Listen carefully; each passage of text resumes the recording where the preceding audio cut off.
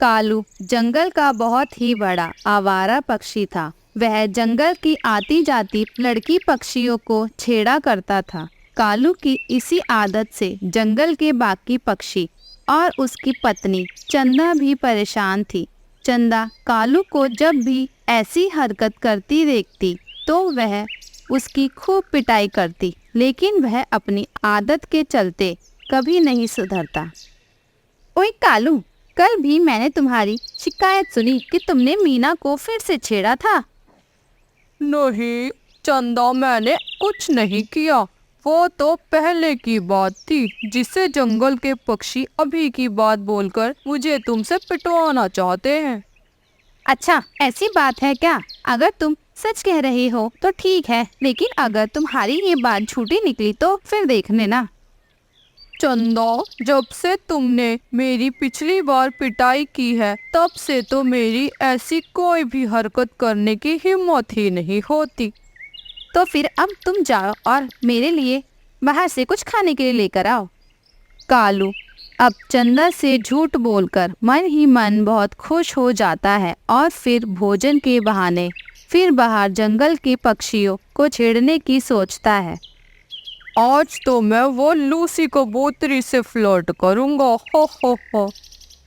इतनी ही देर में मीना, लूसी और मिंटी भोजन की तलाश कर आ रही होती है और उन्हें रास्ते में ही कालू मिल जाता है।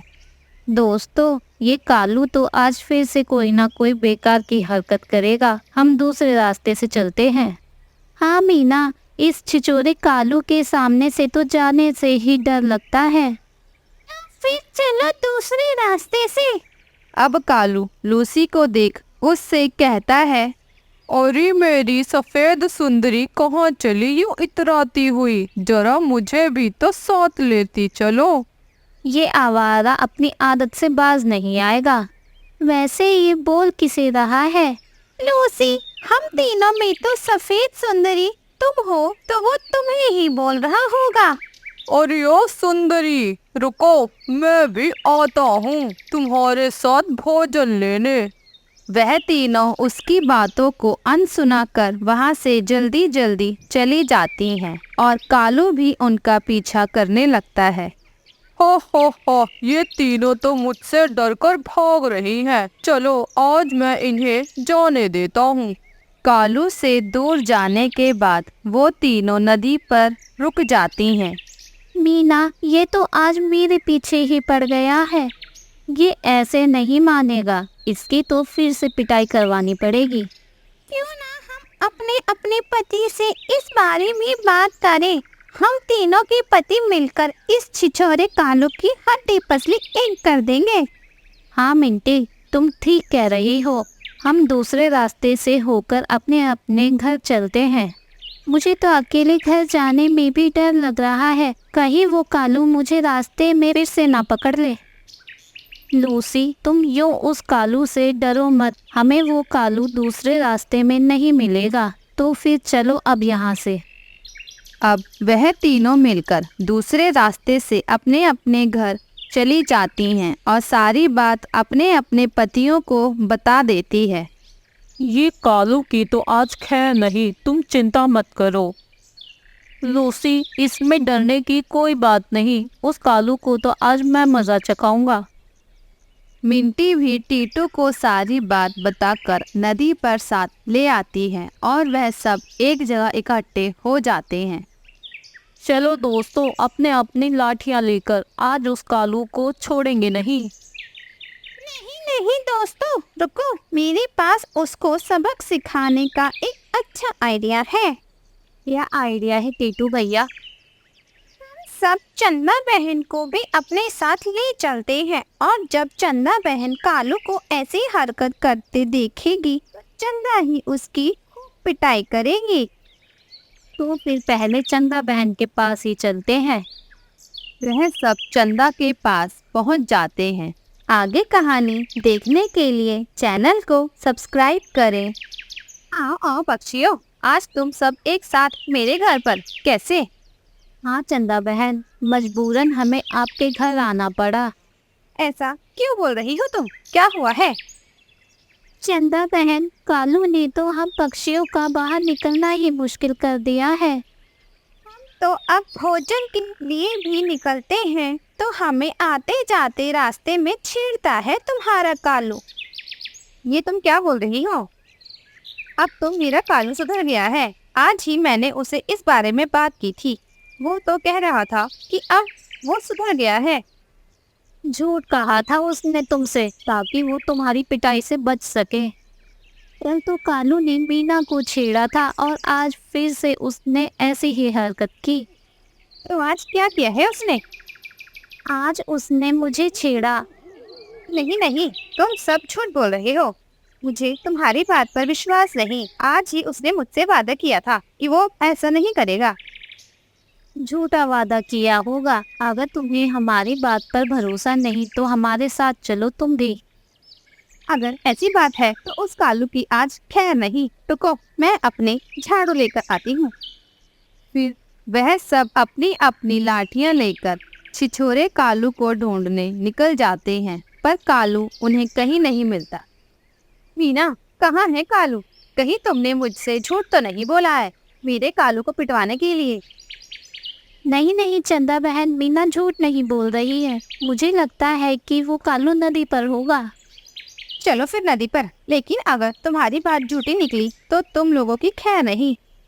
अब वह सब कालू को फिर से ढूंढते ढूंढते नदी पर पहुंच जाते हैं और अब कालू वहां नीलो चिड़िया को देख उसे छेड़ रहा होता है। ये काली काली आंखें तुरुरु तुरुरु, ये नीले नीले बाल तुरुरु तुरुरु, जब से देखो तुमको जानम हुआ है बुरा हाल। छिछोरे कौवे, तुम्हें कोई शर्म है कि नहीं? मेरे पति को इस बारे में पता चलेगा तो वो तुम्हें छोड़ेगा नहीं। वो छोटा सा चिड़ा मेरा क्या बिगाड़ लेगा? उसे तो मैं अकेला ही संभाल लूंगा। देखो चंदा, कालो को वो नीलो को कैसे छेड़ रहा है। इसे तो किसी से पिटने का कोई डर ही नहीं। हे भगवान, इसे तो किसी का कोई डर नहीं। अब इससे कैसे बचूं मैं? बुलाओ बुलाओ, जिसे बुलाना हो उसे बुलाओ। वैसे यहाँ कोई नहीं आएगा। फिर नीलो जोर जोर से बचाओ बचाओ की आवाज लगाने लगती है और चंदा कालू को ऐसी हरकत करते हुए देख उस पर आग बबूला हो जाती है। देख लिया चंदा बहन, तुम्हें हमारी बात झूठी लग रही थी ना। अब खुद ही देख लो उस छिछोरे की हरकत। आज तो इस कालू की खैर नहीं, मैं नहीं छोड़ूंगा इसे। रुको रुको, मैं भी साथ ही चलूंगी। आज इसकी हजामत तो मैं ही बनाऊंगी। फिर वह सब मिलकर नदी के किनारे कालू और नीलो के पास पहुंच जाते हैं और कालू चंदा को बाकी सभी पक्षियों के साथ इकट्ठा देख डर जाता है। देखो चंदा, ये कालू मुझे अकेला देख मुझे छेड़ रहा था। मैंने इसे अपने पति को सब बताने की धमकी दी, तब भी ये छिछोरा कालू नहीं डरा। चंदा, तुम यहाँ क्या कर रही हो? तुम तो घर में आराम कर रही थी ना। कालू, ये तुम्हारी आवाज को क्या हो गया है? मुझे देखकर जरा साफ साफ बोलो। मैं तो तुम्हारे लिए भोजन लेने आया था ना, तो मुझे घर के आसपास दाना नहीं मिला, तो मैं दाने की तलाश करते करते यहाँ आ गया। अब और झूठ मत बोलो तुम कालू। चंदा बहन ने तुम्हें रंगे पंखों पकड़ा है नीलो को छेड़ते हुए। और तुमने कल मीना को भी छेड़ा था ना, आज तो तुम गए। दोस्तों, ये मुझसे झूठ बोल बोल कर रोज ही बच जाता था, लेकिन आज तो मैं इसे नहीं छोड़ूंगी। अच्छा, ऐसी बात है तो लो ये बड़ी वाली लाठी और मार मार कर इसकी हड्डी पसली एक कर दो, ताकि दोबारा इसकी ऐसी हरकत करने की हिम्मत भी ना हो। नहीं नहीं चंदा, तुम तो मेरी पत्नी हो। आज फिर से मुझे माफ कर दो। मैं अब दोबारा ऐसी हरकत नहीं करूँगा। तुम पर भरोसा करके ही तो सबसे बड़ी गलती की है, लेकिन आज तो तुम्हें नहीं छोड़ूंगी मैं। फिर चंदा कालू को लाठी से खूब मारती है और सारे ही पक्षी कालू को पिटता देख खूब आनंद उठाते हैं और कालू जोर जोर से चंदा से माफ़ी मांगने लगता है। चंदा, मुझे छोड़ दो, मैं अब ऐसा कभी नहीं करूँगा, बचाओ बचाओ। कालू इस तरह चिल्लाता रहता है लेकिन कोई उसकी मदद नहीं करता। पहाड़ों वाले जंगल में ठंड का मौसम आ चुका था। सभी पक्षियों ने अपने अपने घरों को मजबूत कर लिया था, पर उन सबके सामने एक समस्या थी कि इतनी ठंड में वो सारे पक्षी नदी के पानी से नहाएंगे कैसे। दोस्तों, ठंड से बचने के लिए हमने अपने घरों को तो मजबूत कर लिया है, पर ऐसा तो नहीं हो सकता कि हम सब ठंड के 4 महीने बिना नहाए निकालें। हमें पानी को गर्म करने के लिए कुछ तो इंतज़ाम करना पड़ेगा। हाँ मीना, तुम ठीक कह रही हो। हमें पानी को गर्म करने के लिए कुछ तो करना होगा, वरना हम और हमारे बच्चे सर्दी के कारण बीमार पड़ जाएंगे। दोस्तों, मैं जंगल के बाहर एक पक्षी को जानता हूँ जो पानी गर्म करने की मशीन बेचता है। तोते भैया, लेकिन वो मशीन तो बहुत महंगी आती होगी और हम इतनी महंगी मशीन कैसे खरीद पाएंगे। मीना ठीक कह रही है मिट्टू, वो मशीन तो बहुत महंगी आएगी, हम उसे कैसे खरीद पाएंगे। हाँ, महंगी तो है वो मशीन। तो फिर हम एक काम करते हैं, क्या तोते भैया, जल्दी बताएं। क्यों ना हम सब पक्षी मिलकर वो मशीन खरीद लें और जब जिस पक्षी को ज़रूरत होगी तब उस मशीन का इस्तेमाल कर लिया करेगा। सारे पक्षी इस तरह बातें कर रहे होते हैं और दूसरी तरफ चंदा और कालू चुपचाप बैठे सबकी बातें सुन रहे होते हैं। फिर गिल्लू कबूतर सभी पक्षियों से 50-50 दाने जमा करने को कहता है। सभी पक्षी 50-50 दाने इकट्ठा करने को तैयार हो जाते हैं, पर कालू और चंदा कहते हैं, वाह जी वाह, नहाओगे तुम सब पक्षी और दाने में हिस्सा दे हम। हाँ, मरना है क्या हमें इतनी ठंड में नहा के? ना ठंडा पानी ना गर्म पानी, हमें तो पानी को हाथ भी नहीं लगाना इस ठंड में, तो हम क्यों दे तुम्हें 50 दाने? हम तो नहीं देंगे, चल कालो यहाँ से। कालू और चंदा वहाँ से चले जाते हैं। फिर सारे पक्षी मिलकर दाने इकट्ठे करके पानी गर्म करने की मशीन ले आते हैं। मीना, हम ये मशीन ले तो आए, पर सब याद रखना कि ये मशीन कालू और चंदा को बिल्कुल नहीं मिलनी चाहिए। नहीं मिलेगी, ये मशीन उन दोनों पति पत्नी को बिल्कुल नहीं मिलेगी। फिर सारे पक्षी अपने अपने घर चले जाते हैं। चंदा, सारे पक्षी बेवकूफ है जो नहाने पर इतने दाने फिजूल के खर्च कर रहे हैं। भला नहाने के लिए भी कोई इतना दाना देता है? हाँ, पागल है सब। हम मर थोड़ी ना जाएंगे बिना नहाए। जिंदा रहने के लिए तो बस खाने को मिलता रहे, और क्या चाहिए। सर्दी के पूरे 2 महीने बीत गए। इन 2 महीने में उन दोनों पति पत्नी में से कोई भी एक बार भी नहीं नहाया था, जिसकी वजह से जंगल का कोई भी पक्षी उनके पास नहीं रहता था। जैसे ही वो बाकी पक्षियों के पास जाते तो दूसरे पक्षी वहाँ से भाग जाते। ये क्या चंदा, कोई भी पक्षी ना तो हमसे बात करता है और ना ही हमारे पास बैठता है, और अगर हम उनके पास जाते हैं तो वहाँ से भाग जाता है। दूर बैठा तोता उनकी बातें सुन रहा होता है और दूर से ही बोलता है, क्योंकि तुम दोनों पति पत्नी बदबूदार हो। तुम दोनों को नहाए हुए पूरे 2 महीने बीत चुके हैं। तुमने तो पूरे जंगल को सड़ा रखा है। चुप कर जा मोटी चोंच वाले तोते, भाग नहीं तो बहुत मारूंगी तुझे। बड़ा आया हमें बदबूदार कहने वाला, तुझमें से तो बहुत खुशबू आती है ना। इतना कहकर चंदा नीचे से पत्थर उठाती है और तोते के ऊपर फेंकने लगती है। तोता भी वहाँ से भाग जाता है।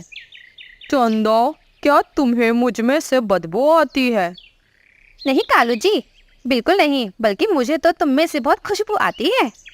सारे पक्षियों की नाक सड़ चुकी है और कहते हैं कि उन्हें हम दोनों से बदबू आती है।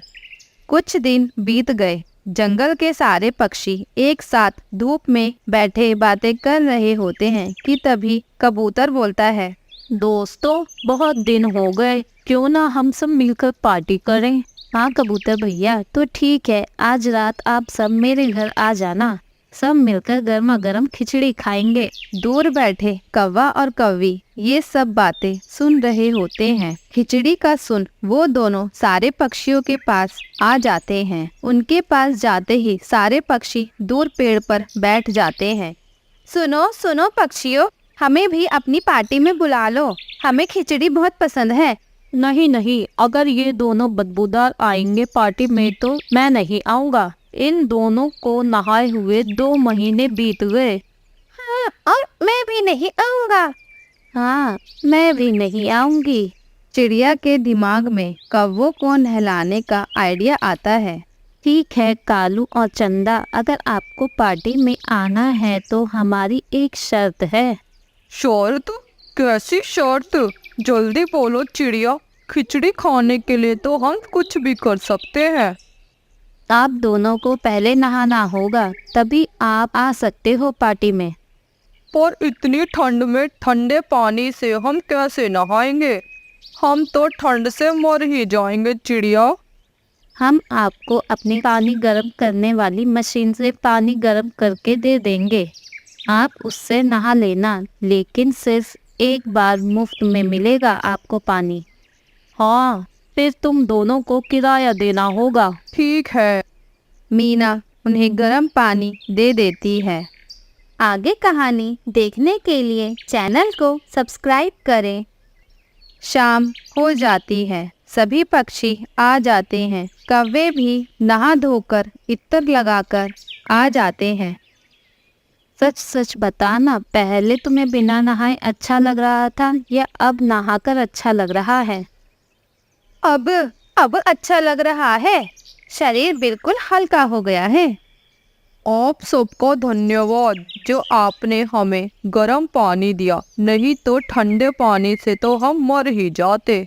फिर सारे पक्षी मिलकर गरम गरम खिचड़ी खाते हैं और पूरी रात मीना के घर ही बिताते हैं।